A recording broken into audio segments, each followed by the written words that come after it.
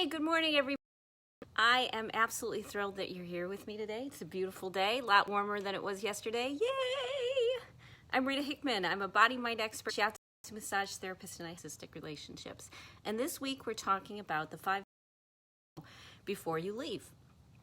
We've talked about at least 3 of the different skill sets or tools or things you need to get into place so that you really are in a capable, smart place that will mean that you'll actually be able to leave.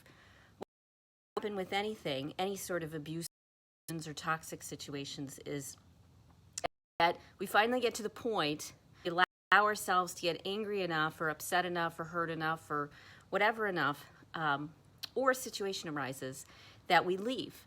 But we leave before we really have the tools to be successful. Because when we don't, what happens is we fall into our old habits and patterns, which got us there in the first place. So it's not even with you find the same sort of relationships. It's that you behave the same way in relationships. You still have the same emotional reactions to things. You'll have the same belief systems around it. You have the support system you need. And so what we're talking about today is we're talking about number 4, which is metal, which is our protection. Metal in Asian medicine is fall. It's when we allow things to fall. It's when we gather our resources and put things in place to protect us through a long winter until we can get to spring again. And so before you make any big moves in your life, it's important that you to make sure that you'll be able to make it through the long winter, through the time after you leave, or the time to make it through the times when emotions come in, and depression and anxiety and anger and hurt, because finally you're not in a position where you're fighting all the time and distracted by how you feel. Now you actually have to be in a good place where you can deal with how you feel. You know how to minimize it, how to manage it, how to work with it.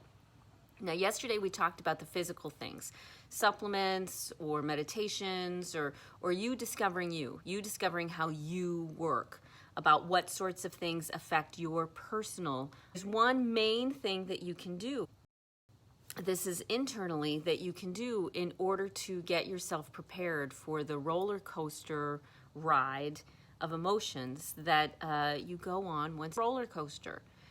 From depression, anxiety, anger, numbness, out of control, triggering, being paralyzed, nausea, headaches, all the things that come with having a high level of internal stress. So what causes internal stress? Internal stress is caused by having poor healthy habits in place so that you're not doing the things you need to do to stay healthy: water, fiber, movement, friendships, those external things, those choices you make. But it's all on the number and amount of suppressed traumas you have in your system. Trauma is something that happens. When those things happen, when you have a big spike of emotion and no way to move it through your body because it's not safe or you don't know how or whatever it may be, it stays stored there, and it adds a little bit extra stress and a little bit extra stress and a little bit extra stress. I mean, they've done tons of studies where people who've been through childhood traumas or experiences are more likely to struggle later on in life. And a big piece of that is the internal emotional drama that happens inside of us. And a lot of that drama is, as I said, caused by physical choices we make: diet, water, exercise, friendships. But it's also caused by the hundreds, if not thousands, of traumas which you have stored in your body. That is yourself from these big ups and downs. You do need to get some very important habits in place. And the first one is regular emotional detoxing. Morning or a few times a week or every night before bed or something. It's your Saturday morning ritual. But the more you do it, the better off you are, because it's like polishing a mirror. Every time you work, you chip away and you chip away and you chip away at something.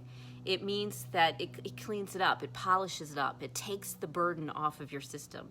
So doing emotional detox work is extremely important, because what it does is internally it starts taking those stressors off of your body, and it means now you can think clearly. You don't have to worry you're going to be hijacked by emotions. You've got tools in place. You're able to make good decisions. Because you're not constantly being triggered by your own past traumas, by those things which are being held in your body and not released. So you can do for your internal, deal with getting the emotional stress off your body so that you don't trigger, so you can handle things that are going on, so you can stay present and not just shut down and fall into those old patterns. So how do you emotionally detox? You find a safe space. You do something that encourages you to get into a very relaxed mindset. Legal, herbs, meditation, breath work, music, whatever you need to do. Something that gets you into the most relaxed, open, watching a campfire, anything that puts you into a more relaxed state of, and then you start visiting some of these hard feelings and beliefs that you've pushed down. You tiptoe up to them. If they scare you, run away again. And then you tiptoe up again, and if they scare you, you run away again. But each time you get more familiar, you're learning how your emotions work. You're learning where they come from, how to manage them, who they are, what brought them there in the first place, not just now, but in the past. And you start to be present to your life story. And when you're present to your story, your body starts to detox all those things that wasn't safe, and you weren't able to process it through. You didn't have help, and your mind have to figure it out.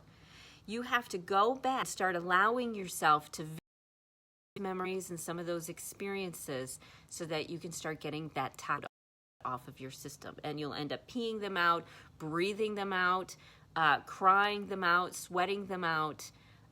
They will come out in some way when you allow yourself to be there. Now, what's a big fear? Big fear is that, once you're in this spiral of doom, that you'll be trapped. So you go into this emotional healing detox work, you want to have things around, which a timer, I have music, I keep water, I keep herbal medicines, I'll go outside, I'll take a shower. I've got things specifically in my mind that I know that we talked about yesterday that I know will help pull me out of a difficult first day, getting a support system outside you and inside you so that you can do this work, you can visit it, you can allow yourself and be safe doing it, traumatizing yourself. So it's important to get a health habit in place of detoxing, because what will it do? It will make you more stable, more balanced, more rational, make better decisions, not be hijacked by your emotions. It'll take off physical stress that's on your body. It'll help you respond instead of react. It will help you do the things that everybody says you should do, but are really hard to do when you're feeling triggered and emotional and trying to hold back this fear and anxiety, overwhelm and depression.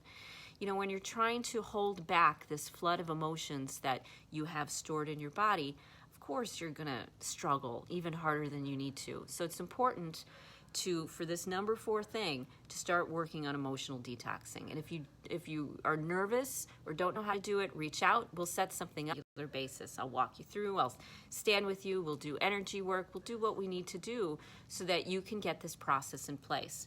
Something that works for you feel cool. So you can start this emotional detoxing. Because we will always go back and go back to our basic needs. Safety, connection, things like that. And if we don't start dealing with the emotions that keep us feeling insecure and dealing with the emotions that keep us feeling not safe and keep us feeling overwhelmed, if we don't start dealing with those memories and those emotions and clearing them out of our system, then it's going to be so much harder. So you can also find lots of great clearing work on YouTube. Look, you don't, but get some help with this, because the sooner you start, then the sooner you will feel grounded and prepared and capable and will be capable of moving into the next chapter of your life. You want to have that stuff set up even before you leave so that you will be as successful as possible, okay? So cool. If you're struggling, reach out. If you're struggling, I do a group coaching program that's super affordable. that we meet every week where you can get extra support. You know, we can find a way that you don't have to do this by yourself. There's a path, there's a pattern. Many women have been there before you, and you can get there too. Okay? So I hope you have a wonderful rest of your day. I plan on it, and I gotta get going. So I'll talk to you later. Bye.